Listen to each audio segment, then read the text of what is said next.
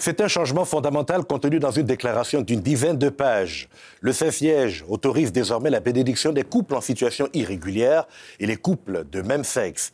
Le document précise que ces bénédictions se feront à condition de ne pas créer de confusion avec la bénédiction du mariage, c'est-à-dire pas en même temps que les rites d'union civile ou encore avec des vêtements propres au mariage.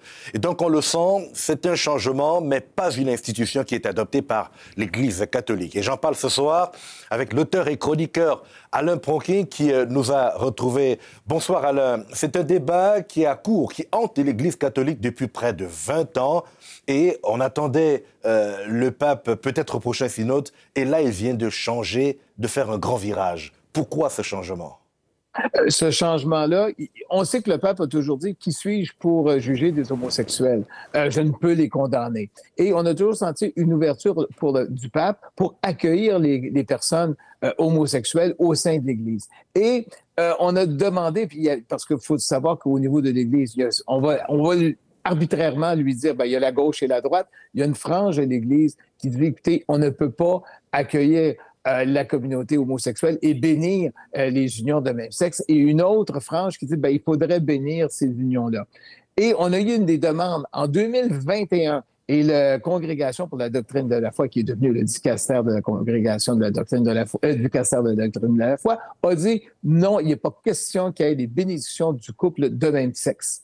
Et là, on a recommencé, parce qu'il y avait le synode, et au synode, le pape a dit qu'il faut faire une place pour la communauté homosexuelle au sein de l'Église. Et là, on a reposé la question au synode en octobre 2023, si ces bénédictions-là pouvaient être permises pour les couples homosexuels. Et le pape a tranché en disant, oui, c'est possible, et on peut, un prêtre, mais simplement un prêtre, dans une situation de pastorale, comme vous l'avez mentionné, Godler, ça veut dire, on est là dans un sanctuaire, on est lors d'un pèlerinage, on va rencontrer un prêtre. Et le prêtre peut, à ce moment-là, faire une bénédiction. Donc, pour bien comprendre, c'est dans un cadre pastoral et pas dans un cadre liturgique.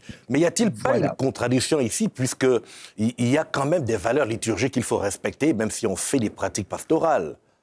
Oui, mais ce qui est important, c'est qu'on a toujours vu, comme lorsqu'une personne est en danger de mort, en imminence de mort, on va lui faire l'onction, les derniers sacrements, et on va respecter ses volontés. Un prêtre, à ce moment-là, va pardonner, il va agir d'une façon pastorale, il n'est pas en situation liturgique, il ne jugera pas cette personne-là, il va l'accueillir avec miséricorde comme il doit le faire. Et c'est ça qui est différent entre l'attitude pastorale d'accueil de tous les individus et le côté qui est plus liturgique, où on dit, écoutez, voici les sacrements et voici le sacrement de mariage. Et là, on dit, écoute, on n'est pas dans une situation de sacrement de mariage, on est dans une situation purement de pastoral. Il faut bien s'entendre, Godler. Les bénédictions, c'est très légaliste. On ne peut pas faire une bénédiction de n'importe quoi, n'importe quand. Mais on peut aussi faire une bénédiction pendant une courte prière. À quoi l'Église a finalement cédé, Alain Pronkin? Est-ce qu'on serait dans un processus d'adaptation de l'Église catholique aux mutations sociales, à son milieu, à son environnement? Il y a ça, mais aussi s'adapter au monde. Parce que ce qui est important pour l'Église dit toujours, le pape dit toujours, et tous les papes ont toujours dit, l'Église évolue. Et l'évolution, c'est d'accueillir le plus de gens possible en son sein. Et la communauté homosexuelle fait partie des gens qui ont reçu très souvent le baptême et qui disent, écoute, je veux cheminer au sein de cette Église-là. Est-ce que j'ai ma place au sein de cette Église-là? Donc, il faut le voir à ce niveau-là. Y a-t-il pas plutôt un risque de division ici, puisqu'on sait qu'il y a des courants qui s'opposent dans la conception de l'homosexualité dans l'Église catholique? Oui, ça, on le voit du côté